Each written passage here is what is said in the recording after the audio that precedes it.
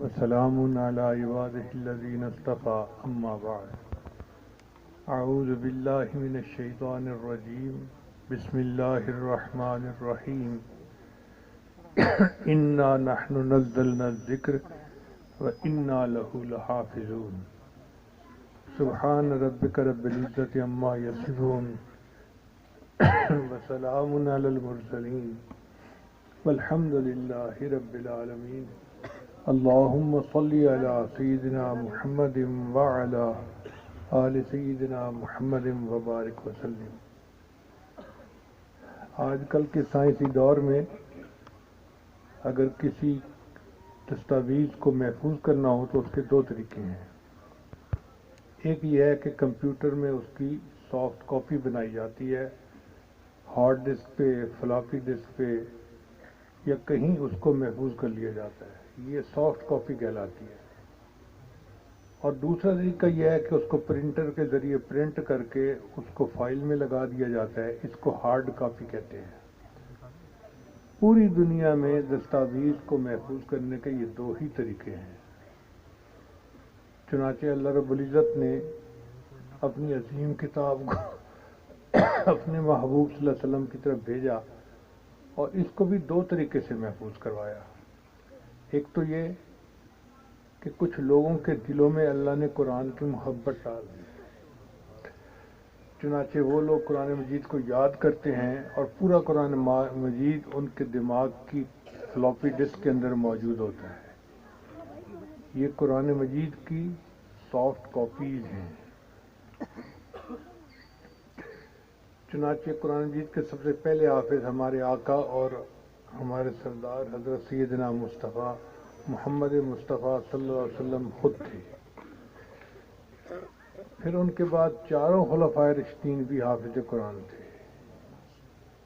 پھر صحابہ کرام میں سے بہت سارے ایسے صحابہ تھے جو حافظ قرآن تھے، اور کچھ ایسے تھے جو آدھے قرآن کے یا کچھ قرآن کے حافظ تھے، سورتوں کے حافظ تھے، مگر ہر صحابی کو کچھ نہ کچھ قرآن مجید یاد ضرور تھا، اس لیے وہ تہجد میں کئی پارے قرآن مجید پڑھا کرتے تھے۔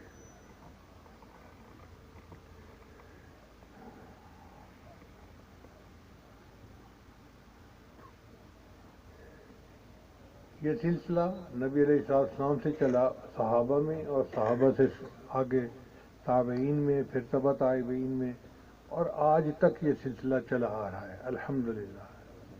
جو نبی علیہ السلام کا مدرسہ تھا وہ صفہ مدرسہ تھا۔ صفہ کہتے ہیں چبوترے کو، یعنی جیسے اسٹیج اونچا بنایا گیا نا، اس کو صفہ کہتے ہیں۔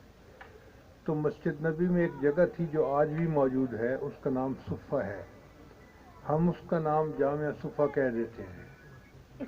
تو نبی علیہ السلام وہاں پر قرآن کی تعلیم دیتے تھے اور صحابہ کرام تعلیم حاصل کرتے تھے، اور یہ صحابہ کرام اللہ کو اتنے پیارے تھے کہ اللہ نے قرآن مجید میں اپنے محبوب صلی اللہ علیہ وسلم کو حکم دیا، اے میرے محبوب صلی اللہ علیہ وسلم آپ جائیں اور ان صحابہ میں بیٹھیں، ان کو اپنی زیارت کروائیں اور ان کو تعلیم دیں۔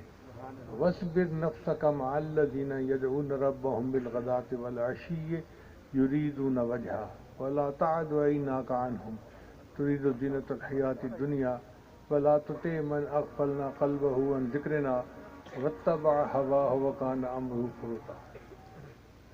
چنانچہ ان میں سے بعض حضرات بہت اچھا قرآن پڑھتے تھے۔ ان میں سے ایک تھے ابن کعب رضی اللہ تعالیٰ، وہ بہت اچھا قرآن پاک پڑھتے تھے، ان کا قرآن پاک مشہور تھا۔ ان کا قرآن پاک اتنا مشہور تھا اور اللہ کو محبوب تھا کہ ایک مرتبہ اللہ تعالیٰ نے اپنے محبوب کو وحی نازل فرمائی کہ اے میرے محبوب صلی اللہ علیہ وسلم ابن کعب سے کہو کہ قرآن سنائے، سورہ بینہ۔ تو نبی علیہ السلام نے فرمایا ابن کعب مجھے قرآن سناؤ۔ عرض کی اے اللہ کے وسلم، قرآن مجید تو آپ کے اوپر اترا، میں آپ کے سامنے قرآن پڑھوں؟ تو نبی علیہ السلام نے فرمایا ہاں مجھے ایسا ہی حکم ہے۔ پہچان گئے کہ یہ اوپر سے حکم ہوا ہے۔ تو انہوں نے سوال پوچھا ابن کعب رضی اللہ عنہ نے، اللہ سمانی، کہ اے اللہ کے حبیب صلی اللہ علیہ وسلم کیا اللہ نے میرا نام لے کر حکم دیا؟ تو نبی صاحب نے فرمایا نعم اللہ سماک، ہاں اللہ نے تیرا نام لے کر کہا۔ ابن کعب تم قرآن پڑھو گے میں بھی سنوں گا، اللہ بھی سنیں گے۔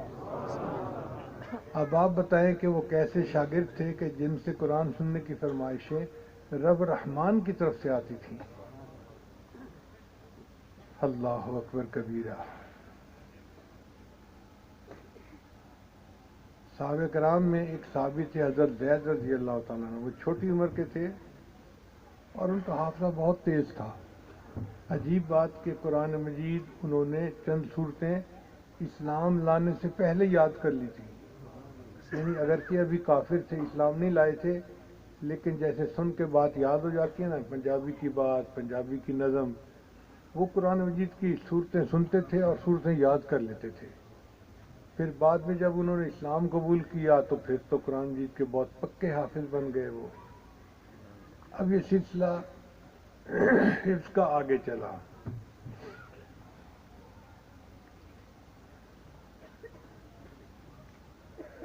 عام طور پر حفظ کی جو بہترین عمر ہے نا، وہ 6 سال سے لے کے 12 سال کے درمیان ہے۔ اس لیے مدارس میں 5-6 سال کے بچے کو حفظ میں داخلہ دیتے ہیں۔ اس سے پہلے شروع کروائیں تو بچہ بہت چھوٹا ہوتا ہے، اپنا خیال نہیں رکھ سکتا، پھر اگر استاد اس کو تھوڑا سا غصے سے بات کر دے تو وہ سہم جاتا ہے، اس کی مینٹل گروتھ پہ اثر پڑ جاتا ہے۔ اس لیے 5 سال مکمل ہونے سے پہلے بچے کو باقاعدہ کلاس میں نہ ڈالیں۔ گھر میں ماں یاد کروائے، باپ یاد کروائے، وہ الگ بات ہے، لیکن جہاں کمپٹیشن ہو بچوں کا تو اس کی عمر 5 سال ہے، 5 سال میں شروع کروائیں۔ پھر 5-6-7 سال میں کوئی بچہ 2 سال میں کر جاتا ہے، کوئی کچھ میں، تو آسان ہے۔ اب اس کا طریقہ سن لیجئے۔ اس کا طریقہ یہ ہے کہ اپنے ہر بچے کو آخری 3 پارے یاد کروائیں، ہر بچے کو۔ 5 بچے اللہ نے دیے ہیں تو 5 کو یاد کروائیں، 3 دیے ہیں تو 3 کو یاد کروائیں، ہر لڑکا ہر لڑکی 3 پارے آخری تو سب یاد کریں۔ یہ اصول سب کے لیے ہے۔ اس کا فائدہ کیا ہوگا؟ اس کا فائدہ یہ ہوگا کہ ایک تو ان کو قرآن مجید کے ساتھ نسبت ہو جائے گی، ان کا ایمان محفوظ ہو جائے گا، اور دوسرا فائدہ یہ ہوگا کہ اگر کبھی رمضان میں آگے پیچھے یہ قرآن کی تلاوت کرنا چاہیں گے تہجد میں تو ان کو 3 پارے یاد ہوں گے، یہ پڑھ سکیں گے۔ پھر جب 3 پارے مکمل ہو جائیں اس کے بعد ماں باپ، استاد اور طالب علم تینوں بیٹھ کے مشورہ کریں۔ اگر تو استاد رپورٹ دے کہ جی بچہ بہت ذہین ہے اور شوق سے کر رہا ہے اور کر جائے گا، تو پھر اس بچے سے بھی پوچھے۔ اگر بچہ بھی کہتا ہے کہ جی ہاں میں نے 3 پارے یاد کر لیے ہیں، اور ماں باپ بھی کہتے ہیں کہ ہم نے بچے کو یاد کروانا ہے، تو تینوں کے مشورے کے بعد پھر پورا قرآن مجید بچے کو یاد کروانے کی نیت کرنی چاہیے۔ اور اگر بچے کا انٹرسٹ نہیں ہے یا بچہ اتنا ذہین نہیں ہے تو پھر 3 پارے کافی ہیں۔ ہر بچے کو 3 پارے تو لازمی یاد ہوں، اور پورے قرآن کا حافظ وہ بنے جس کا اپنا بھی شوق ہو، ماں باپ بھی شوق رکھتے ہوں، اور استاد بھی اس کی تصدیق کرے کہ جی بچہ یاد کر جائے گا۔ ورنہ کچھ لوگوں کو دیکھا ہے کہ بچے کا انٹرسٹ نہیں ہوتا اور زبردستی اس کو قرآن یاد کرواتے ہیں۔ بعض جگہوں پہ استاد مار پیٹ کے ذریعے قرآن یاد کرواتے ہیں۔ قرآن یاد کروانے کے بہانے بچے کو کافر مت بنائیں۔ وہ دیکھنے میں حافظ بن رہا ہوتا ہے، اندر سے کافر بن رہا ہوتا ہے، اسلام کے خلاف ہو رہا ہوتا ہے، دین کے خلاف ہو رہا ہوتا ہے۔ ایسے حافظ کو حافظ کیا بنانا؟ تو یہ اصول یاد رکھیں کہ ہر بچے کو 3 پارے تو یاد کروانے ہی ہیں، جو بھی ہو۔ پھر بعد میں وہ میکن ہاؤس میں پڑھے، وہ گرامر اسکول میں پڑھے، وہ جہاں مرضی پڑھتا پھرے، 3 پاروں کا حافظ تو ہوگا ہی صحیح نا، اس کا ایمان بچا رہے گا اس دجالی فتنے کے دور میں۔ اور اگر بچہ بھی شوق سے یاد کر رہا ہے، ماں باپ بھی شوق رکھتے ہیں، استاد بھی پڑھانے کا ذمہ لیتا ہے، تو بچے کو پھر پورا حافظ بنائیں۔ ہمارے حساب سے بچہ 2 سال میں پورا حافظ بن جاتا ہے مدرسے میں۔ یہ میں مدرسے کی ترتیب بتا رہا ہوں۔ 2 سال میں بچہ عام طور پہ جو ایوریج بچہ ہوتا ہے وہ حافظ بن جاتا ہے۔ اگر اس کا انٹرسٹ کم ہو تو زیادہ وقت لگ سکتا ہے، اور اگر اس کا شوق زیادہ ہو تو وہ جلدی بھی یاد کر سکتا ہے۔ چنانچہ ہمارے پاس ایک مفتی صاحب ہیں، ان کی بچی نے 6 سال کی عمر میں پورا قرآن یاد کر لیا۔ وہ 6 سال کی عمر میں قرآن کی حافظہ بن چکی تھی۔ ہارون رشید کے زمانے میں ایک بچے کو پیش کیا گیا بادشاہ کے سامنے، اور بچے نے، چھوٹا سا بچہ تھا، اس کو باپ نے کہا کہ بیٹا بادشاہ سلامت کو قرآن سناؤ۔ چونکہ ہارون رشید خود بھی حافظ تھا، اس نے اس سے مختلف جگہوں پہ قرآن مجید پوچھا کہ یہاں سے سناؤ، یہاں سے سناؤ، یہاں سناؤ۔ بچہ چھوٹا تھا، وہ باپ سے ضد کرنے لگا، ابو میرے ساتھ وعدہ کریں، اگر میں قرآن سناؤں گا تو آپ مجھے گڑ کی ڈلی لے دیں گے۔ اس زمانے میں تو یہ چنگم اور باقی چیزیں نہیں ہوتی تھیں، گڑ کی ڈلی تھی جو بچے کھاتے تھے۔ تو اس نے ضد کی کہ وعدہ کریں کہ مجھے گڑ کی ڈلی لے دیں گے۔ باپ نے وعدہ کیا، ہاں میں تمہیں گڑ کی ڈلی لے دوں گا۔ اس بچے نے 5 جگہ سے جہاں سے اس کو کہا گیا قرآن مجید سنا دیا۔ جب اس کی عمر پوچھی گئی تو باپ نے ڈاکومنٹ دکھائی، اس وقت اس بچے کی عمر 5 سال مکمل ہوئی تھی۔ تو 5 سال کی عمر کا بچہ بھی قرآن مجید کا حافظ اس امت میں بن گیا، اور 6 سال کا بھی بن گیا۔ باقی 7، 8، 9، 10 سال کے تو پھر ہزاروں نہیں لاکھوں بچے ہیں جو قرآن مجید کے حافظ بنے اور بنتے ہیں۔ یہ ہے مدرسوں کی ترتیب۔ ایک آج کل کے دور میں اسکولوں کی ترتیب ہے کہ جی اسکول میں بھی بچہ پڑھے، حافظ بھی بنے۔ ہم اسکولوں پہ آبجیکشن نہیں کرتے، مگر اتنا دیکھا گیا کہ اسکولوں میں جو بچے حافظ بنتے ہیں وہ حافظ تو بن جاتے ہیں، طوطے کی طرح رٹ تو لیتے ہیں، مگر ان میں سے رنگ کسی کے اوپر نہیں چڑھتا۔ ایک بچہ بھی ایسا نہیں ہوتا جس کے اوپر دین کا رنگ چڑھے۔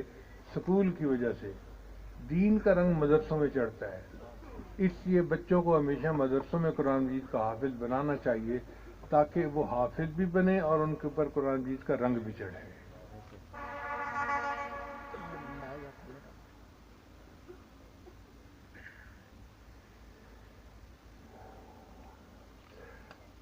یہ تو چھوٹی سی چھوٹی عمر، بڑی عمر کی کوئی حد نہیں، کسی عمر میں بھی بندہ قرآن مجید کا حافظ بن سکتا ہے۔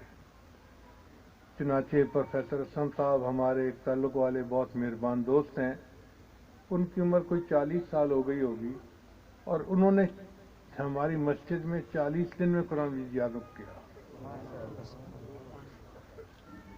چھٹی لے کے آئے اپنے کالج سے اور انہوں نے مسجد میں رہ کے قرآن مجید یاد کیا، 40 دن میں قرآن مجید مکمل کر لیا۔ ایک اور مفتی صاحب تھے، وہ جامعہ اشرفیہ کے فاضل تھے، تو شعبان کے مہینے میں ہمارے یہاں مسجد میں اعتکاف کے لیے بہت سارے لوگ آ جاتے ہیں، تو وہ بھی آ گئے۔ انہوں نے مجھے ایک پرچی بھیجی، حضرت مجھے سر پہ تیل لگانے کا بہت جو ہے نا وہ ہنر ہے، تو اگر آپ اجازت دیں تو میں 15 منٹ آپ کے سر پہ تیل لگا دیا کروں گا۔ اب دماغی کام کرنے کی وجہ سے سر میں خشکی محسوس ہو رہی تھی، تو میں نے ان کو بلا لیا۔ جب انہوں نے سر دبایا، تیل لگایا، تو مجھے محسوس ہوا کہ واقعی یہ بہت ہی تجربہ کار بندہ ہے۔ میں نے پوچھا آپ نے کیا کیا؟ کہنے لگے میں نے دور حدیث کر لیا ہے، اور اب رمضان شریف میں چند دن باقی تھے، تو والد صاحب سے میں نے اجازت مانگی کہ مجھے حضرت کی خدمت میں جانے دیں، انہوں نے بھیج دیا۔ آپ مجھے روزانہ 10 منٹ دے دیا کریں، میں آپ کے سر میں تیل لگا دیا کروں گا۔ میں نے کہا بہت اچھا۔ پھر میں نے ان سے پوچھا کہ آپ کو یہ تجربہ کیسے ہوا؟ اس نے کہا جی کہ میرے والد صاحب کا یہ کام ہے، وہ ہڈی جوڑ کا کام کرتے ہیں اور ڈاکٹر طبیب ہیں ایک طرح کے، اور میں ان کی ہیلپ کرتا ہوں، اس لیے مجھے بھی تجربہ ہو گیا ہے۔ چند دن وہ آتا رہا، پھر وہ بچہ چلا گیا۔ پھر ایک دن میرے پاس آیا، میں نے پوچھا کہاں گئے تھے؟ کہنے لگا جی والد صاحب نے مجھے واپس بلا لیا تھا۔ پھر کہنے لگا کہ والد صاحب نے کہا کہ بیٹے آپ نے 8 گھنٹے میرے ساتھ ڈیوٹی دکان پہ دینی ہے، اس کے بعد کا ٹائم جہاں گزارتے ہو وہ تمہاری مرضی۔ اس نوجوان کی قربانی دیکھیے کہ وہ 8 گھنٹے اپنے والد صاحب کے ساتھ دکان پہ ڈیوٹی دیتا، پھر اس کے بعد وہ گاڑی میں ہی بیٹھ جاتا اور بیٹھے بیٹھے نیند پوری کر لیتا، اور جب ہمارے ہاں پہنچتا تو مجھے آتے ہی چر بھیجتا، جی مجھے 10 منٹ دے دیں تیل لگانے کے لیے۔ میں ان کو بلا لیتا، وہ سر پہ تیل لگا کے پھر واپس گاڑی میں جاتا اور پھر بیٹھ کے سوتا ہوا پہنچتا اور پھر اگلے دن کی ڈیوٹی دیتا. کئی دن وہ اس طرح ڈیوٹی دیتا رہا. جب اس جتایا تو مجھے حیرت ہوئی. میں نے کہا بھئی آپ ایسے کریں کہ اپنے والد صاحب کو میرا سلام بھی دیں اور ان کو کہیں کہ اگر وہ اجازت دیں تو رمضان شریف کا مہینہ آپ میرے ساتھ گزاریں. اللہ کی شان کہ اس کے والد صاحب کے دل میں محبت تھی. جب انہوں نے سنا کہ حضرت جی نے سلام بھیجے ہیں اور کہا ہے کہ میرے ساتھ گزاریں، اس نے کہا بیٹا رمضان کا مہینہ تو فارغ ہے. لو جی وہ نوجوان میرے پاس آ گیا خوشی خوشی، حضرت رمضان کا مہینہ مجھے اجازت مل گئی. اللہ کی شان دیکھیں کہ میں نے ان سے پوچھا کہ آپ رمضان میں اعتکاف تو کریں گے ہی صحیح، عبادت میں کیا کریں گے؟ کہنے لگا جی میں عالم تو بن گیا ہوں، حافظ بننے کا بڑا شوق ہے. میں نے کہا ٹھیک ہے شروع کریں. لو جی اس بچے نے ہماری مسجد میں قرآن مجید یاد کرنا شروع کر دیا. اللہ کی شان دیکھیں، ایک پارہ وہ روز قرآن مجید کا یاد کرتا اور رات کو تراویح کے اندر سناتا اس کو، پھر دوسرے دن اسی طرح، پھر تیسرے دن اسی طرح، حتیٰ کہ اس بچے نے رمضان شریف کے مہینے میں پورا قرآن مجید یاد کر لیا. میں یوں کہا کرتا ہوں کہ اس نے پورے رمضان میں قرآن یاد کر لیا. میرا بیٹا حبیب اللہ بڑا، وہ بھی حافظ ہے، کہنے لگا ابو جی نہیں، اس نے 28 دن میں قرآن مجید یاد کیا، چونکہ 29 کی رات کو اس نے حفظ کو مکمل کر کے قرآن مجید تراویح میں مکمل سنا دیا تھا. تو ایسی بھی مثالیں ہیں کہ نوجوان بچوں نے 40 دن کے اندر یاد کر لیا یا 30 دن کے اندر قرآن مجید یاد کر لیا. یہ تو تھی قرآن مجید کی ابتدائی عمر کہ بچہ کس عمر میں یاد کرتا ہے. زیادہ سے زیادہ عمر ہمارے ایک دوست ہیں، وہ اب فوت ہو گئے، کراچی میں تھے. انہوں نے مجھے فون کیا کہ حضرت میں قرآن مجید کا حافظ بن گیا ہوں اور میری دستار بندی آپ نے آ کے کروانی ہے. میں نے کہا بہت اچھا. چنانچہ میں ان کی دستار بندی کے لیے گیا. اللہ کی شان دیکھیں کہ میں ان کو دیکھ رہا تھا دستار بندی کرواتے ہوئے. ان کے سر کے بال بھی سفید تھے، داڑھی کے بھی سفید تھے، اور ان کی یہ بھویں بھی سفید تھیں اور پلکیں بھی سفید تھیں، سارے بال سفید تھے. میں نے پوچھا عمر کتنی ہوگی؟ کہنے لگے جی میری عمر اس وقت 80 سال ہے. 80 سال کی عمر میں انہوں نے قرآن مجید یاد کیا اور ان کی دستار بندی کروائی گئی. اس کا مطلب یہ کہ 5 سال کی عمر سے لے کے 80 سال تک کی عمر کا کوئی بھی بندہ اگر قرآن مجید کو یاد کرنا چاہے تو وہ حافظ بن سکتا ہے، اس کے لیے مسئلہ نہیں ہے.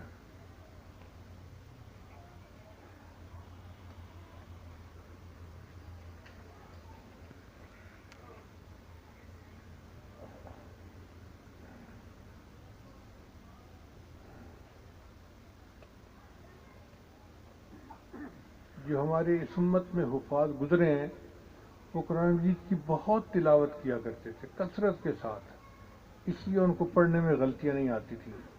آپ خود سوچیں کہ آپ کو سورہ فاتحہ الحمد شریف پڑھتے ہوئے کبھی غلطی نہیں لگی ہوگی. کیوں؟ کہ آپ کثرت سے پڑھتے ہیں. تو جب پورا قرآن مجید آپ کثرت کے ساتھ پڑھیں گے تو غلطیاں ختم ہو جائیں گی. یہ ہمیں ایک دستور ہے ہمیشہ کے لیے. جو بچہ چاہتا ہے کہ میں پکا حافظ بنوں وہ زیادہ پڑھے. ایک دن میں ایک پارے کو 5 دفعہ پڑھے، 10 دفعہ پڑھے، جتنی دفعہ پڑھے گا اس کا حفظ پکا ہو جائے گا اور پھر اس کو پڑھنے میں مزہ آئے گا.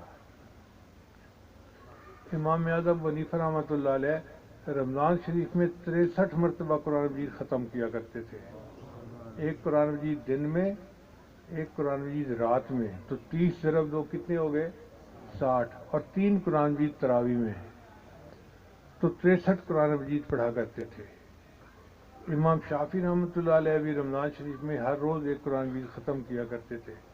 امام مالک رحمۃ اللہ علیہ کی بھی یہی کیفیت تھی کہ رمضان شریف میں ایک قرآن مجید روز مکمل کرتے تھے. ہمارے ایک استاد تھے قاری صاحب، جن سے میں نے بچپن میں قرآن مجید کا پہلے پارہ پڑھا. بہت اچھا قرآن مجید پڑھتے تھے. مجھے آج بھی یاد ہے کہ ایک چھوٹی سی مسجد تھی، ان کی عادت تھی کہ رمضان شریف میں ان کے 20-25 بچے جو قرآن مجید پڑھاتے تھے مختلف مساجد میں، ان کو وہ تراویح کے بعد بلاتے تھے اور پھر پوچھتے تھے کہ کوئی متشابہ تو نہیں لگا، کوئی غلطی تو نہیں ہوئی، مقتدیوں نے کیا کہا، امام نے کیا کہا. پھر سارے حالات پوچھ کے پھر اگلے کے بارے میں سمجھا کے اگلے دن پھر بھیجتے تھے. عادت تھی ان کی. تو مجھے یاد ہے کہ 30-35 جو ہے وہ بچے ان کے پاس جمع تھے، تو ایک نے کہہ دیا استاد جی آج تو 25 ہے، 8 رات ہے کہ رمضان کی، کہنے لگے ہاں ہے تو صحیح۔ اس نے کہا جی دل چاہتا ہے کہ آپ کا قرآن سنیں۔ کہنے کہ بہت اچھا، میری 4 تراویح رہتی ہیں، میں 2 کی نیت کر لیتا ہوں، تو میرے پیچھے نیت باندھ لینا تو میں سنا دیتا ہوں۔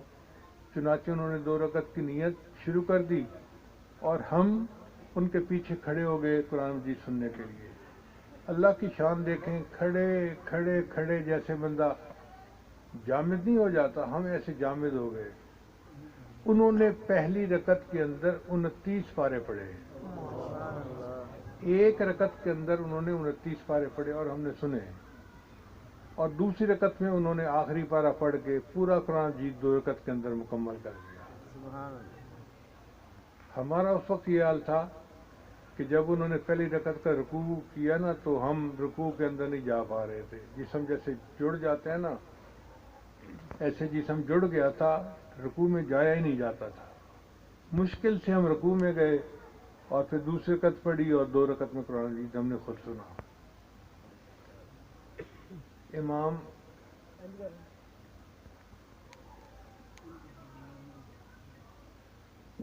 چنانچہ ایک ہمارے بڑے بزرگ گزرے ہیں، حضرت قاری فتح محمد رحمۃ اللہ علیہ، وہ قرآن مجید کے حافظ تو تھے۔ مجھے اپنی بیماری کی وجہ سے چونکہ منہ خشک ہو جاتا ہے تو بولنا مشکل ہوتا ہے، ڈاکٹر صاحب میرے ساتھ ہیں، یہ مجھے ایک ایک گھونٹ تھوڑا تھوڑا دیتے رہتے ہیں تاکہ منہ گیلا رہے، تو میں پانی اپنی وجہ سے نہیں پی رہا، آپ لوگوں کی وجہ سے پی رہا ہوں۔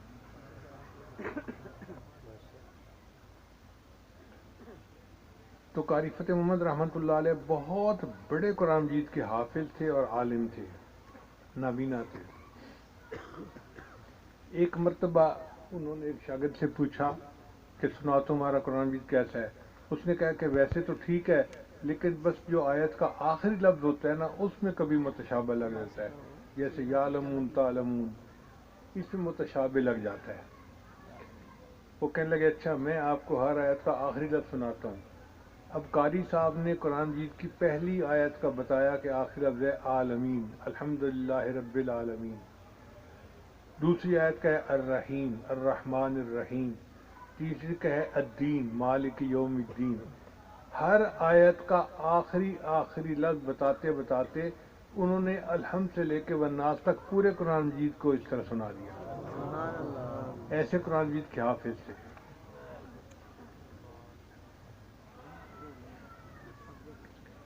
کراچی میں ایک مرتبہ ہم ایک ولیمہ میں شریک ہوئے تو ایک صاحب بیٹھے ہوئے تھے، ان کے گرد مجمع لگ گیا، تو میں نے پوچھا بھئی یہ کون ہے، تعارف کیا ہے؟ ان کا یہ قرآن مجید کے کمپیوٹر ہیں۔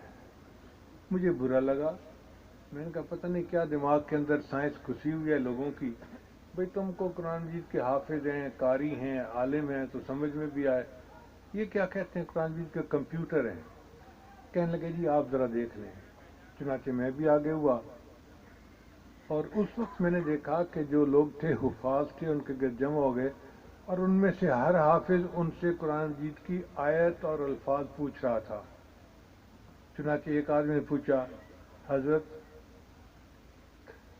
وہ فلاں لفظ کہاں ہے؟ وہ لفظ بھی بتاتے، آیت کا نمبر بھی بتاتے، صفحہ نمبر بھی بتاتے، سورت کا نمبر بھی بتاتے۔ میں بڑا حیران ہوا، میں نے کہا کہ واقعی لفظ اور آیت تو حفاظ بتا ہی دیتے ہیں، سورت کا نام بھی بتا دیتے ہیں، لیکن آیت کا نمبر بھی یاد ہو اور قرآن مجید کا صفحہ بھی یاد ہو، یہ بڑی عجیب بات ہے۔ چنانچہ آدھا گھنٹہ ان سے لوگ پوچھتے رہے اور وہ بتاتے رہے۔ ایک نے پوچھا جی الرحمن فصل بھی خبیرہ، یہ کہاں پہ ہے؟ ان کا جی فلاں صورت میں ہے، فلاں پارے میں ہے، فلاں نمبر آیت ہے۔ اس دن مجھے پتہ چلا کہ قرآن مجید کی برکت ایسی ہے کہ صرف قرآن مجید کی آیات ہی لوگوں نے یاد نہیں کی، اللہ تعالیٰ نے ان کو قرآن مجید کی آیات کے نمبر بھی یاد کروا دیے ہیں۔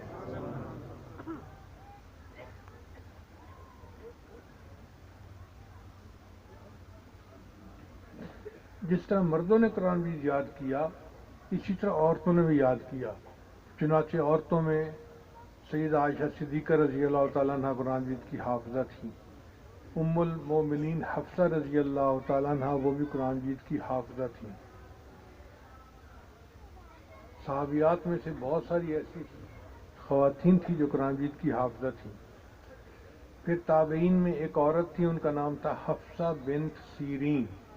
یہ امام محمد ابن سیرین رحمۃ اللہ علیہ جو تعبیر رویا کے بڑے امام گزرے ہیں، ان کی بہن تھیں، اور انہوں نے 35 سال گھر میں قرآن مجید پڑھایا۔ ان کے زندگی کے حالات میں لکھا ہوا ہے کہ 35 سال انہوں نے گھر میں جو جگہ بنائی ہوئی تھی اس کو مسجد بیت کہتے ہیں، گھر کی مسجد۔ یہ صرف وضو تازہ کرنے کے لیے اس سے باہر نکلتی تھیں، ورنہ باقی وقت مسجد میں گزارتی تھی۔ انہوں نے 35 سال اعتکاف کی نیت سے اس مسجد میں گزار دیے۔ ایسی قرآن مجید کی حافظت تھی۔ پھر یہ حفظ کا سلسلہ چلتا رہا حتیٰ کہ انڈیا میں ایک شہر ہے، اس کا نام ہے پانی پت۔ اس میں قرآن مجید کے بہت قراء گزرے، اور وہاں کی لڑکیوں میں بھی قرآن مجید کے حفظ کا بہت شوق تھا۔ اتنا شوق تھا کہ ہر بچی قرآن مجید کی حافظہ ہوتی تھی۔ حالات میں لکھا ہوا ہے کہ جب کسی بچی کا رشتہ آتا تھا نا تو ماں باپ پوچھتے تھے، بیٹی ہمارے پاس 3 رشتے آئے ہیں تو کس کو ہم پسند کریں؟ تو لڑکی کہتی تھی، ابو تینوں کو بلا لیں، پردے کے پیچھے بٹھا دیں، میں ان سے قرآن مجید سنوں گی، جس کا قرآن مجید مجھے اچھا لگے گا میں اس کو اپنے نسبت کے لیے قبول کر لوں گی۔ چنانچہ وہ بچیاں قرآن مجید سنتی تھیں، اور جس کا قرآن مجید انہیں اچھا لگتا تھا اس بنیاد پہ اپنے لیے رشتے کو پسند کرتی تھیں۔ اتنا شوق تھا ان بچیوں میں قرآن مجید کو یاد کرنے کا۔ ہمارے ہاں بھی الحمدللہ جیسے بچوں کے مدارس ہیں، اسی طرح بچیوں کے مدارس الگ بھی ہیں، اور الحمدللہ ہر سال ہزاروں نہیں لاکھوں بچیاں قرآن مجید کی حافظہ بنتی ہیں۔ ہمارا یہ تجربہ ہے کہ ایک بھائی ہو اور ایک بہن ہو، اور دونوں کو اکٹھا حافظ بنانے کے لیے بٹھائیں تو بہن پہلے حافظہ بن جاتی ہے، بھائی بعد میں بنتا ہے۔ اس کی وجہ یہ ہے کہ بچیوں کے اندر چونکہ ذرا فرما برداری زیادہ ہوتی ہے، وہ تمیز سے وقت گزارتی ہیں، سنتی ہیں بات اپنی معلمہ کی، وقت ضائع نہیں کرتی تو وہ جلدی حافظہ بن جاتی ہیں۔ اور لڑکے جو ہیں یہ چونکہ ریبیلیس ہوتے ہیں، وقت ضائع کرتے ہیں، شرارتیں کرتے ہیں، بات پوری طرح نہیں مانتے تو ان کو زیادہ وقت لگتا ہے۔ بہرحال عورتیں بھی حافظہ بنتی ہیں اور بہت پکی حافظہ بنتی ہیں۔ بعض لوگوں کے بارے میں ہم نے سنا کہ وہ کہتے ہیں کہ بچیوں کو حافظہ نہیں بنانا چاہیے۔ کیوں؟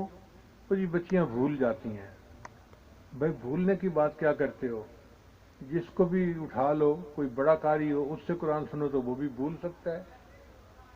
بھولنا تو ہوتا ہی ہے، وہ تو ہو جاتا ہے، کوئی ایسی بات نہیں ہوتی۔ ہمارے استاد تھے، بہت قرآن کے پکے حافظ تھے۔ ایک مرتبہ انہوں نے تراویح سنائی تو پورے قرآن مجید میں ان کو کہیں لقمہ دینے کی ضرورت پیش نہیں آئی۔ آخری دن جب ختم قرآن تھا تو قل هو اللہ احد سورت ہے نا، سورت الاخلاص جس کو کہتے ہیں، اس میں ان کو متشابہ لگ گیا۔ اب متشابہ ایسے لگا کہ وہ چلنا چاہتے ہیں، چل ہی پا نہیں رہے۔ پیچھے سے ایک بندہ جو غیر حافظ تھا اس نے لقمہ دیا تو استاد جی کو پھر جو ہے نا وہ آیت پڑھنے کا موقع ملا۔ انہوں نے قرآن مجید ختم تو کیا لیکن چہرے پہ پسینہ اور بڑے پریشان۔ بعد میں ہم نے پوچھا کہ استاد جی آپ اتنا پریشان کیوں تھے؟ کہنے لگے اللہ نے میرے عجب کا مجھے سزا دی۔ ہم نے پوچھا وہ کیسے؟ کہنے لگے کہ جب آخری پارے کی چند صورتیں رہ گئی تھیں تو میرے دل میں نماز کے دوران خیال آیا کہ میرے پیچھے 40-50 حفاظ کھڑے ہیں، پورے قرآن میں کوئی میری غلطی نہیں نکال سکا۔ بس یہ عجب آنے کی دیر تھی، اللہ نے دکھا دیا کہ میں تجھے سورہ فاتحہ، سورہ اخلاص کے اندر وہ اٹکا کے دکھا دیتا ہوں۔ کہنے لگے سورہ اخلاص بھی کوئی ایسی صورت ہے کہ جس میں حافظ اٹک جائے اور اس کو پیچھے سے غیر حافظ لقمہ دے اور پھر وہ آگے چلے؟ تو غلطی تو کسی سے بھی ہو جاتی ہے، کسی وجہ سے، مختلف حالات کی وجہ سے، اس لیے غلطیوں کا مسئلہ نہیں ہوتا۔ رہ گئی بات کہ بچیاں بھول جاتی ہیں، جب شادی ہوتی ہے عورتوں میں تو ہاں مانتے ہیں بچیاں بھول جاتی ہیں، مگر ایک بات یاد رکھنا کہ ہر عورت کی زندگی میں ایک وقت آتا ہے 50 سال کے بعد کہ جب وہ گھر کی اصل ملکہ بن جاتی ہے، بچوں کی شادی ہو جاتی ہیں، بہویں آ جاتی ہیں، گھر سنبھال لیتی ہیں۔ ہم نے دیکھا ہے کہ اکثر عورتیں جو حافظہ تھیں اور قرآن کچے ہو گئے، پھر 50 سال کے بعد ان کو شوق لگتا ہے اور وہ قرآن مجید کو یاد کرتی ہیں اور پکی حافظہ بن کے اس دنیا سے جاتی ہیں۔ اس لیے بچیوں کو ضرور قرآن مجید یاد کرنا چاہیے تاکہ حفظ قرآن کا جو یہ فریضہ ہے اس میں صرف بچے ہی نہ رہیں، بچیاں بھی اس میں ساتھ رہیں۔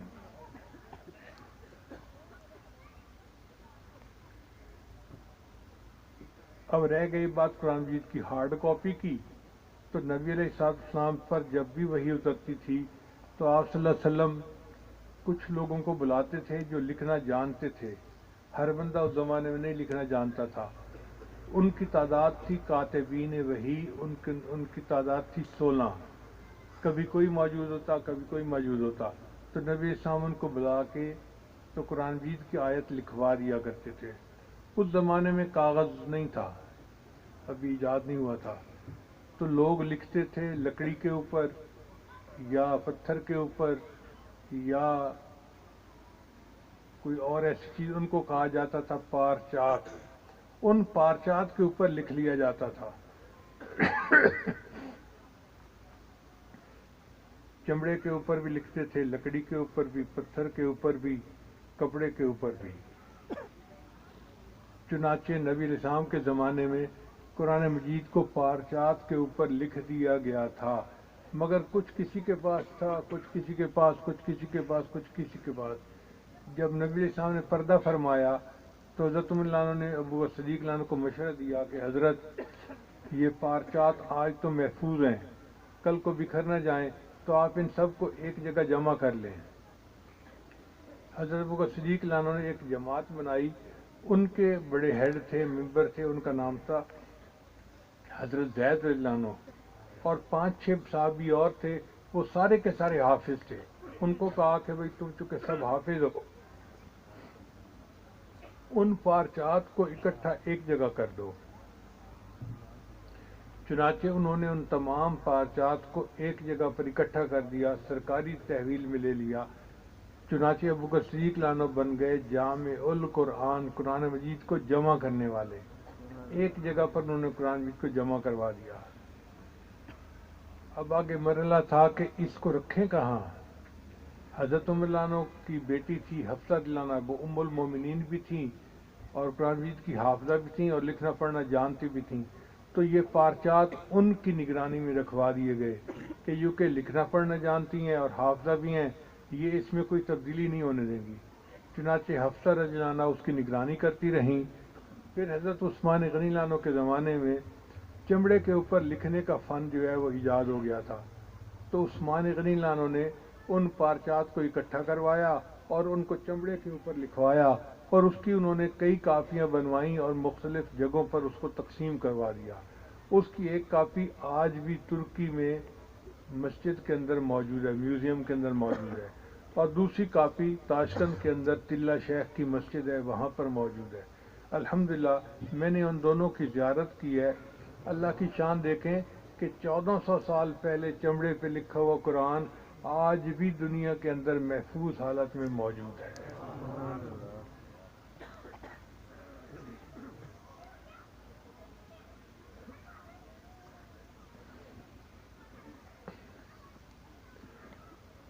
پھر جو کاتب حضرات تھے، انہوں نے قرآن مجید کو موٹا بھی لکھا، باریک بھی لکھا۔ میں نے سمرقند کی ایک لائبریری کے اندر لوہے کی پلیٹوں کے اندر کھود کر لکھا ہوا قرآن مجید دیکھا۔ پلیٹ کا سائز تھا 6 فٹ بائی 8 فٹ، اتنا بڑا، اور یہ ڈھیر لگا ہوا تھا چھت تک۔ میں نے پوچھا یہ کیا ہے؟ کہنے لگے جی یہ قرآن مجید کی ہارڈ کاپی ہے۔ میں نے پوچھا کہ لوہے پہ کھود کر لکھنے کی کیا ضرورت تھی؟ ان کا جی کہ بادشاہ نے یہ محسوس کیا کہ ہو سکتا ہے آنے والے وقت میں کسی حرف میں، کسی لفظ میں کوئی آپس میں فرق پڑ جائے، تو اس کو سٹینڈرڈ کے طور پہ لکھ دیا کہ اس سے ملا کے اس غلطی کو درست کیا جا سکے گا۔ جیسے ہوتا ہے نا گرینوچ ٹائم، اسٹینڈرڈ ٹائم، تو انہوں نے بھی ٹائم کو اسٹینڈرڈائز کر دیا قرآن مجید کو، اور قرآن مجید کی لوہے کی کاپی تیار کر لی تاکہ اگر سینکڑوں سال بعد بھی کوئی ڈھونڈنا چاہے تو قرآن مجید کے صحیح الفاظ اس کو یہاں سے مل جائیں۔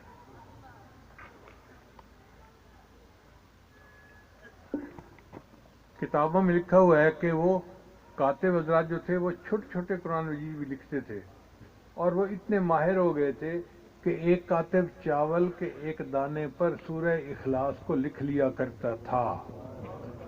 چاول کے ایک دانے کے اوپر پوری سورہ اخلاص کو لکھ لیتا، اتنا باریک لکھتے تھے۔ اور ایک قرآن مجید میں نے سمرقند میں ایسا بھی دیکھا جو درخت کے پتوں پہ لکھا ہوا تھا اور محفوظ تھا۔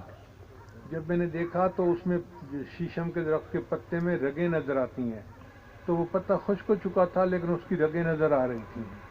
اللہ کی شان دیکھیں کہ پتوں پہ لکھا ہوا قرآن مجید بھی دنیا کے اندر محفوظ ہے۔ چاولوں کے اوپر لکھا، کاغذوں کے اوپر لکھا، چھوٹے چھوٹے قرآن مجید بھی انہوں نے بنائے۔ بلکہ اس زمانے میں، پہلے زمانے میں، ہر لڑکی اپنے لیے قرآن مجید خود لکھتی تھی۔ وہ کیسے کہ گھر کے کام کاج کر کے جب فارغ ہو جاتی تھی تو وہ وضو کر کے اور بہت خوبصورت جو ہے قرآن مجید کو لکھتی تھی۔ جب پورا قرآن مجید مکمل ہو جاتا تھا تو ماں باپ اس قرآن مجید کی سنہری جلد بنواتے تھے، اور جب بچی کی شادی ہوتی تھی تو جہیز میں اس کو قرآن مجید تحفہ دیا جاتا تھا۔ ہر امت کی بچی اپنے ساتھ سنہری قرآن مجید خود لے کے آتی تھی۔ یہ اس بات کی دلیل ہوتی تھی کہ دیکھو بچی نے نیکی کے تقوی کا وقت گزارا ہے اور قرآن مجید کی خدمت میں اس کا فارغ وقت گزرا ہے، کسی اور کام میں اس نے وقت ضائع نہیں کیا۔ چنانچہ یہ قرآن مجید آج گھر گھر کے اندر موجود ہے۔ قرآن مجید کی سب سے پہلی طباعت جو تھی، طباعت کہتے ہیں پبلش کرنا، وہ رشیا کا ایک شہر ہے لینن گراڈ، اس کے اندر حمزہ بے رحمۃ اللہ علیہ ایک عالم تھے، انہوں نے کی۔ حضرت مفتی شفیع رحمۃ اللہ نے لکھا ہے کہ سب سے پہلے قرآن مجید انہوں نے چھاپا، پھر اس کے بعد جرمنی کے شہر میں چھپا، پھر تیسرے نمبر پہ ایران میں چھپا، آج تو پورے دنیا کے مختلف شہروں میں چھپ رہا ہے، اور قرآن مجید کی کروڑوں کاپیاں اس وقت دنیا کے اندر موجود ہیں۔ تو الحمدللہ کہ قرآن مجید سافٹ کاپی کی حالت میں بھی کروڑوں حفاظ کی شکل میں موجود ہے، اور ہارڈ کاپی کے اعتبار سے بھی پوری دنیا میں کروڑوں کاپیوں کے اندر موجود ہے۔ کفار نے بڑے تجربے کیے کہ مسلمانوں کے اس قرآن کے اندر کہیں کوئی غلطی نکالی جائے۔ چنانچہ جرمنی کی ایک یونیورسٹی ہے، اس کا نام ہے میوخ یونیورسٹی، اس نے کئی ملین ڈالر متعین کیے۔ ان کا جی مسلمان ہمیشہ ہمیں تانا دیتے ہیں کہ تمہاری کتاب محفوظ نہیں تھی، ہمارا قرآن محفوظ ہے، تم پتہ تو کرو، کہیں نہ کہیں قرآن مجید میں کوئی فرق تو نکال ہی لوگے۔ چنانچہ جرمنی کی ایمبیسی کے ذریعے انہوں نے پوری دنیا کے مختلف شہروں سے، مختلف قصبوں سے، مختلف گاؤں سے 40,000 قرآن مجید کے نسخے اکٹھے کیے۔ کتنے نسخے اکٹھے کیے؟ 40,000۔ پھر انہوں نے کئی سو بندے جو ہے نا وہ یونیورسٹی کے اندر، یونیورسٹی کا ایک ڈپارٹمنٹ ہے، اس کا نام تھا theological department, Islamic studies department جیسے ہوتا ہے، ان کو کہا کہ تم چیک کرو کہ ان میں کہیں نہ کہیں کوئی نقطے زیر زبر کا فرق تو ہوگا۔ چنانچہ انہوں نے کئی سو بندوں کو بڑے ہال کے اندر بٹھایا، ان کو اسکرین کے اوپر ایک صفحہ دکھاتے، کہتے کہ اس لفظ کو دیکھو، اس کے اندر نقطے دیکھو، اس کے اندر زیر زبر دیکھو۔ 40,000 قرآن مجید کے نسخوں کو انہوں نے ویریفائی کیا۔ اللہ کی شان دیکھیں کہ 40,000 نسخوں میں سے کہیں ایک نقطے کا فرق بھی ان کو نظر آیا۔ ان کو تسلیم کرنا پڑا کہ واقعی قرآن مجید محفوظ کتاب ہے۔ 1985 کی بات ہے، میں اس وقت امریکہ میں تھا، تو ایک میرے پاس عالم آئے، کہنے لگے کہ حضرت آپ کے ذمہ ایک کام لگانا ہے۔ میں نے پوچھا کیا؟ کہنے لگے کہ یہاں پر ایک فورم بنا ہوا ہے اور وہ ہے interfaith department, interfaith council. Interface council کا کیا مطلب کہ مختلف مذاہب ادیان کے لوگ اکٹھے ایک جگہ مل کر بیٹھتے ہیں اور آپس میں بات چیت کرتے ہیں. کہنے لگے کہ ہم نے پہلے ایک عالم کو وہاں پر بھیجا، مگر جو وہاں پر عیسائی تھے، یہودی تھے، وہ بڑے چالاک تھے. انہوں نے پتہ کر لیا کہ یہ عالم ہے، تو انہوں نے اس سے سائنسی باتیں پوچھنی شروع کر دیں. قرآن مجید میں سائنس کے بارے میں یہ کیا یہ کیا. اب وہ سائنس کے بارے میں تو جانتے نہیں تھے، تو وہ پھر اس کا مذاق اڑاتے اور تنگ کرتے. عالم نے کہا بھئی میں ان لوگوں کے ساتھ نہیں بیٹھ سکتا. انہوں نے جواب دے دیا. کہنے لگے پھر پی ایچ ڈی ڈاکٹر تھے، تو ہم نے کہا کہ چلو ان کو کچھ معلومات ہیں، ہم ان کو بٹھاتے ہیں. اب پی ایچ ڈی ڈاکٹر جب گیا تو وہ اس سے سائنس کی باتیں نہیں پوچھتے تھے، وہ اس سے صرف نحو کی باتیں پوچھتے تھے. اب وہ صرف نحو میں اتنا مضبوط نہیں تھا تو ان کو پھنسا لیتے. تو اس نے بھی جواب دے دیا. کہنے لگے پھر ہم نے ایک ایسا بندہ ڈھونڈا کہ جو عالم بھی تھا اور اس کے پاس دنیا کا علم بھی تھا، اس کو ہم نے بھیجا. اب یہ لوگ اس سے روحانیت کے مسئلے پوچھتے. تو کل اس نے بھی جواب دے دیا کہ جی میں ان لوگوں کے سامنے نہیں جا سکتا، میری طرف سے جواب ہے. اب کسی نہ کسی نے تو جانا ہی ہے نا، تو ہم آپ کے پاس آئے ہیں. آپ کے پاس دنیا کا علم بھی ہے اور دین کا علم بھی ہے، آپ حافظ بھی ہیں، تو آپ ان کے ساتھ جا کے بات چیت کریں. میں نے کہا دیکھو بھائی میں اس اہل تو نہیں ہوں، لیکن اب آپ چونکہ مجھے کہتے ہیں کہ جانا ہے تو ایک فریضہ تو پورا کرنا ہی ہے. چنانچہ وہ مجھے لے گئے اور مجھے اس کونسل میں بٹھا کے آئے. میں نے محسوس کیا کہ وہ لوگ واقعی اندر سے اکٹھے جڑے ہوئے تھے اور ان کا اصل ہدف اسلام تھا کہ اسلام کے اوپر اعتراض کرو. میں نے ان کو اپنا تعارف اس طرح کروایا کہ میں ایک طالب علم ہوں اور مجھے جتنا آتا ہے میں آپ کو جواب دوں گا، اور اگر کوئی ایسا سوال ہوگا کہ مجھے جواب نہ آتا ہو تو میں ٹیلی فون پہ اپنے استادوں سے پوچھ کے آپ کو بتاؤں گا، آپ کو جواب ملے گا، آپ مطمئن رہیں. وہ مطمئن ہو گئے. چنانچہ میں نے وہاں جانا شروع کر دیا. اب کوئی بات سائنس کی ہوتی تو میں ان کو جواب دے دیتا، کوئی دوسرا لفظ پوچھتے تو میں جواب دے دیتا، روحانیت کی بات ہوتی تو چھوٹی موٹی کچھ معلومات تھیں تو میں جواب دے دیتا. تو ان کو پتہ چلا کہ اس بندے کو ذرا نیچا دکھانا مشکل کام ہوگا. بہرحال چلتی رہیں میٹنگ، چلتی رہیں. مہینے میں ایک دفعہ میٹنگ ہوتی تھی. ایک دن جب ہم نے میٹنگ مکمل کی تو جو سیکرٹری تھا اس نے پوچھا کہ جی اگلی میٹنگ کا ایجنڈا کیا ہوگا.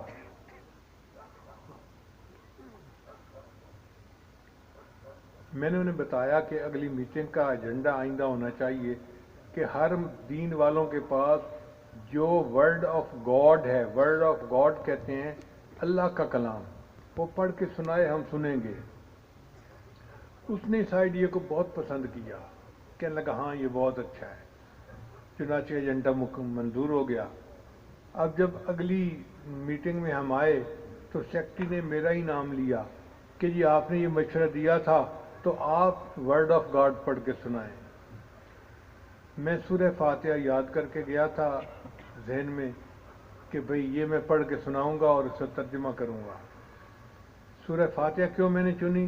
حدیث مبارکہ میں آتا ہے کہ پچھلی جتنی بھی آسمانی کتابوں میں جو تھا اللہ نے اس کو قرآن مجید میں نازل کر دیا، اور جو کچھ پورے قرآن مجید میں تھا اللہ نے اس کو سورہ فاتحہ بقرہ کے اندر نازل کر دیا، اور سورہ بقرہ کے اندر جو کچھ تھا اللہ تعالیٰ نے اس کو سورہ فاتحہ کے اندر نازل کر دیا. اس لیے سورہ فاتحہ کا نام ہے فاتحۃ الکتاب، کتاب کا اوپننگ چیپٹر. یعنی اوپننگ چیپٹر، اس میں پورے قرآن مجید کا خلاصہ موجود ہے. تو میرے دل میں بات آئی کہ جب پورے قرآن مجید کا خلاصہ موجود ہے تو کیوں نہ ہم ان کو سورہ فاتحہ سنائیں اور پورے قرآن مجید کا خلاصہ ہو جائے گا. میں نے ان کو سنایا. اب اللہ تعالیٰ کی شان دیکھیں. میں اب بات کو اپنی مکمل کرنے لگا ہوں کیونکہ دعا کروانے کا وقت ہو گیا اور ویسے میری شوگر بھی لو ہو رہی ہے.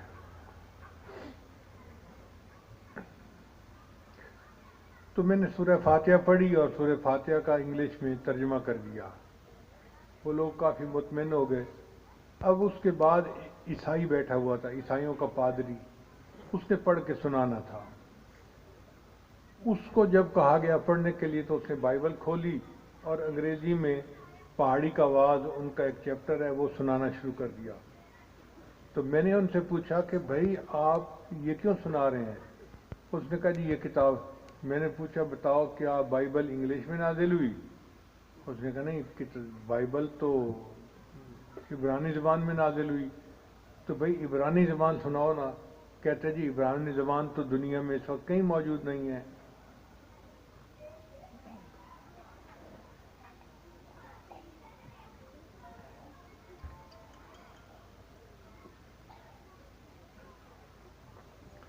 میں نے کہا عبرانی زبان اگر دنیا میں موجود نہیں ہے تو پھر یہ کتاب محفوظ تو نہیں ہے نا. تو اس کے پاس جواب نہیں تھا، وہ چپ ہو گیا. اب آگے بیٹھا ہوا تھا یہودی. یہودیوں کا جو مولوی ہوتا ہے نا اس کو ربائی کہتے ہیں. وہ بڑا ہی کانٹا، بڑا تیز بندہ تھا، بہت ہی تیز بندہ تھا. وہ سمجھ گیا کہ اب میں اگر انگریزی میں کوئی پڑھوں گا تو یہ میرے اوپر بھی اعتراض کرے گا کہ وہ تو ہیبرو زبان میں نازل ہوئی تورات اور تم تو کچھ اور سنا رہے ہو. تو جب میں نے اس کی طرف دیکھا نا تو وہ آگے ہو کے مجھے کہنے لگا مسٹر احمد. وہ مجھے مسٹر احمد کے نام سے پکارتے تھے. مسٹر احمد، پوری دنیا میں جتنے ادیان موجود ہیں صرف مسلمان ہیں جن کے پاس قرآن محفوظ حالت میں ہے اور باقی کسی کے پاس اللہ کی کتاب محفوظ حالت میں نہیں ہے. جب اس نے یہ الفاظ کہے تو میں نے قرآن مجید کی آیت پڑھی انا نحن نزلنا الذکر، کہ میرے اللہ نے سچ فرمایا بے شک ہم نے قرآن مجید کو نازل کیا،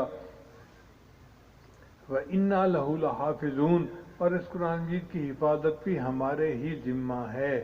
اللہ نے الحمدللہ قرآن مجید کی سافٹ کاپیز بھی آج محفوظ کی ہوئی ہیں اور قرآن مجید کی ہارڈ کاپیز بھی محفوظ کی ہیں، اور قرآن مجید 1400 سال کے بعد بھی محفوظ حالت میں ہمارے پاس موجود ہے. مجھے اس بات کی بڑی خوشی ہوئی کہ اس مدرسے میں کچھ بچوں نے قرآن مجید یاد کیا یا بچیوں نے قرآن مجید یاد کیا. اللہ ان کے ماں باپ کو جزائے خیر عطا فرمائے اور اللہ تعالیٰ ان کے اساتذہ کو اس محنت کا اجر عطا فرمائے اور اللہ اس مدرسے کو دن دگنی اور رات چوگنی ترقی نصیب فرمائے. وآخر دعوانا ان الحمدللہ رب العالمین. بچے آ جائیں، میں ان کے سر پہ ہاتھ رکھوں گا.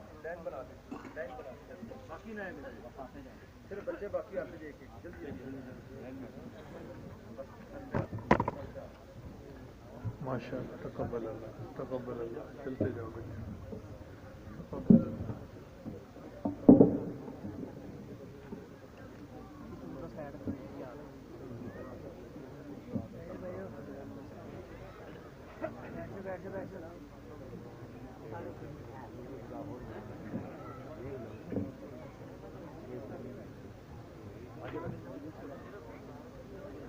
بس